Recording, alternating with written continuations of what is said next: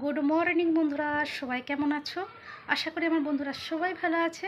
বন্ধুরা, আমরাও সবাই ভালো আছি। আজকে কিন্তু আমার ঘরের সমস্ত কাজ সারা হয়ে গেছে, বুঝেছো তো? তারপরে তোমাদের সঙ্গে কথা বলতে এসেছি, বুঝলে? তো চলো আর বেশি বকবক করবো না, স্নানটা করে নিই। স্নান করে ঠাকুরটা দিয়ে একবারে তোমাদের সঙ্গে কথা বলবো রান্নাঘরে। তো দেখো বন্ধুরা, ভাত বসিয়ে দিয়েছি। আর আজকে দেখো তোমাদের দাদা বাজার থেকে কত কিছু জিনিস এনেছে। দেখো, এনেছে চিংড়ি মাছ আর সজনা ফুল আর লাউ। সজনা ফুলটা বাছতেই আমার কতটা টাইম লেগে গেল জানো তো। তবে সজনা ফুল খেতে আমার ভীষণ ভালো লাগে। তো যাই হোক, সব সবজিগুলো একদম কাটাকুটি করে ধুয়েই কিন্তু রেখেছি, বুঝেছো? এইবারে শুধু আদা পেঁয়াজ রসুনটা ছাড়াবো আর বাটবো। তবে আজকে শিলে বাটবো না, মিক্সিতে বেটে নেবো, বুঝেছো? তো চলো রান্নাটুকুন করে নিই। তো চলো তোমাদেরকে দেখাই আমি কি রান্না করলাম। এই যে সজনা ফুলগুলো ভাজা করেছি পেঁয়াজ কাঁচা লঙ্কা শুকনো লঙ্কা দিয়ে, বুঝেছো? এই সজনা ফুল খেতে আমার ভীষণ ভালো লাগে জানো তো। এর চচ্চড়িও হয়, চচ্চড়িটাও খুব সুন্দর লাগে খেতে। আর করেছি এই যে আরে কি গরম, দেখতে পাচ্ছ?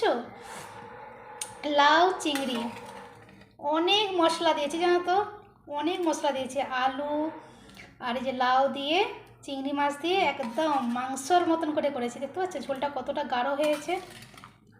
কি সুন্দর যে একটা গন্ধ উঠছে, এই গন্ধতেই আমার পুরো খিদে পেয়ে যাচ্ছে। অসাধারণ হয়েছে। আজকে আমি অনেক ভাত খাবো। আর অবশ্যই রয়েছে ভাত।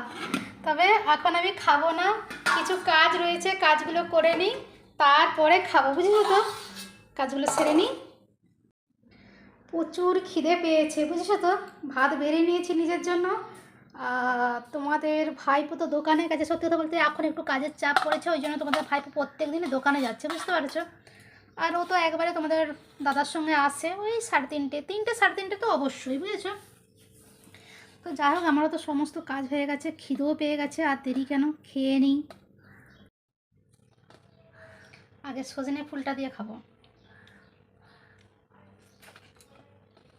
হুম, দারুণ লাগে আমার সজনে ফুল ভাজা খেতে, দারুণ লাগে। তো চলো বন্ধুরা, আজকের মতো রাখি, টাটা।